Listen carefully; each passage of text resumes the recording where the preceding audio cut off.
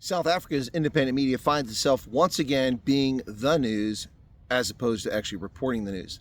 Recently, they made themselves the news by their adamant refusal to issue an apology to former Member of Parliament Ronaldo Gous over their altering editing of a video that caused a firestorm in South Africa.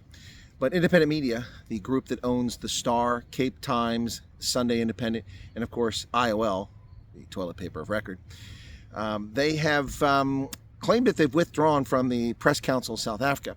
However, today, October 23rd, 2024, the Press Council of South Africa issued a statement confirming the expulsion of them.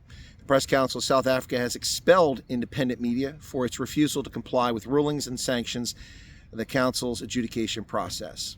Latifo Mobara, the Executive Director of the Press Council of South Africa, confirmed this in a formal statement. Once again, this is Chris Report, and he assured me that since I'm in town in Boulders, folks, this is Chris Wyatt reporting from South Africa.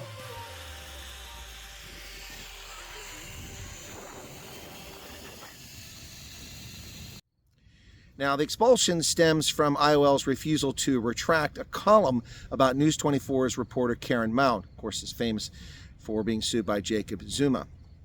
When a columnist, Edmund Peary, back on the 3rd of March 2024, wrote an op-ed in which he referred to Media 24's Karyn Maughan as being akin to the Nazi-era brilliant filmmaker, but unfortunately for the Nazis, Leni Riefenstahl. And so the council took the objections of Media 24 and sanctioned IOL, and they've refused to retract the article.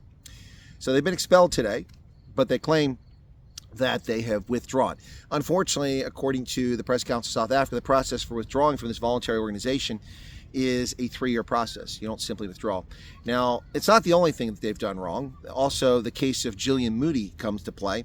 Now, IOL left the Press Council of South Africa previously, only to return in January of this year, but never retracted the 2016 article on Moody, which they were sanctioned for, and those sanctions remain in effect. So they've run into a wall with 2 stories here, with 2 publications now that have put them in the outs with the Press Council.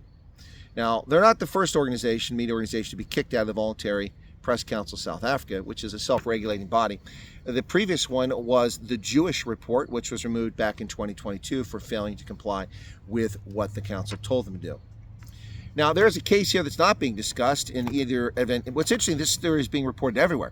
The story is in the Mail and Guardian, the story is in News 24, the story is in the Independent Line. All the major legacy media outlets are covering this in South Africa. Strangely enough, not a single one of them ever covered the fact that the Press Council sanctioned Independent Line for its altering or editing of the video that got Ronaldo Gous in trouble a few months ago. Actually occurred in August, folks. I reported on this. The Press Council of South Africa published on their website. They sanctioned the Independent Online for their conduct for several different points. That story wasn't covered by the media. Why? Well, of course we know why. There's collusion in the media about what's going on in South Africa.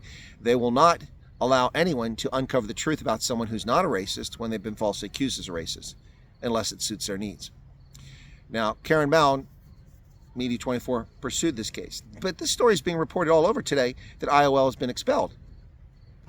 But the sanctions against IOL for what happened to Ronaldo Gous are not reported. When those sanctions were overturned on appeal, which is shocking to say the least, Independent Line let us know about it because it affected them, but nobody else did. Now, Judge Bernard Ngope said, with regards to the Karyn Maughan article from March of this year, in my view, the attack on Miss Maughan was quite serious. Really? So I'm not in the habit of defending the toilet paper record, but IOL runs an op-ed in which someone makes a comment comparing her to Leni Riefenstahl. How is that a serious matter? Well, it's an attack on her, but there's no false claims in there. He didn't claim that she was Leni Riefenstahl. Didn't claim she did this, that, or the other. So what is the egregious conduct here? However, in the case of Ronaldo Gous, they intentionally took an edited video. I don't know if IOL edited it or if they had the full version and they ran it, despite the fact that the full version was out there. They ran the edited one. But the edited video was intentionally presented in a fashion that was criminal injuria and harmed the character, the livelihood, and the well-being of a member of parliament. Yet the judge, and I don't know if it was Bernard Ngope, I think it may have been, overturned the judgment against the IOL on appeal. Now, you wouldn't know about that except I've reported it, and of course, the IOL's all gleeful that this was overturned. But how is an op-ed run by a columnist making comparison to her to a historical figure such a serious breach of the press code when the IOL edited or took an edited video? We don't know which because we don't have subpoena power. They clearly did that. It was clearly an edited video. That's been proven. That's beyond reproach. That fact is out there. People have seen the full video. And it was presented in a fashion in a news story, and Ronaldo Jose was called a racist. It's criminal injuria. So there's a criminal case here, no doubt, to come. I don't know what former member of Parliament Ronaldo Jose is up to, but certainly a case there. But that story isn't even mentioned here. That should be a story that should be included. If you're going to talk about Miss Moody from 2016 and Karyn Maughan from 2024, you also have to address the situation of Ronaldo Jose in 2024. Now, Karyn Maughan, why is she protected so much by News 24? And how much influence does the Media 24 have on the Press Council of South Africa? It would seem that this subsidiary of Naspers has an awful lot of influence at the Press Council. And why was this the case, the Karyn Maughan case, the straw that broke the camel's back for the conduct of IOL? Why was IOL allowed to be readmitted to the Press Council of South Africa in 2024 when it failed to withdraw properly in 2016, and it is yet 8 years later to retract that story or issue an apology to Miss Moody? So why is Karyn Maughan so special? Her writing isn't special. Have you read her articles? There's nothing unique or observant there. Just an average reporter. So why is she so special and protected by the Press Council? It's very revealing how this story is reported everywhere. Mail and Guardian, News 24, IOL, and probably other ones. I didn't have a chance to check all the media outlets. Yet the Ronaldo Jose sanctions against IOL by the Press Council were never reported by any media outlet except for Politics Web, but no major outlets. And me, of course. And then, of course, the appeal was successful. Not reported. Now, Karyn Maughan repeatedly shares false information in her news stories over and over again, or so-called fake news. She's lied about Ronaldo Jose. I believe she called him a racist. I have to go back and look at her stories. I could be wrong. If so, I'll say so. Yet she's protected. Why is that? Folks, this is a case of the elites protecting the elites. That's what it's all about. IOL, independent media, had just pushed the envelope too far for the Press Council. As long as they, printed false news, they could do it all they wanted, as long as it didn't run afoul of the favored class of elites in the Press Council and News 24. Well, they've done that. So, what role does Kuzbeka have in this? Naspers is the parent company. Now, Naspers, in case you're curious, made $22 billion US in revenue in 2020. It's the most recent financial year I can find.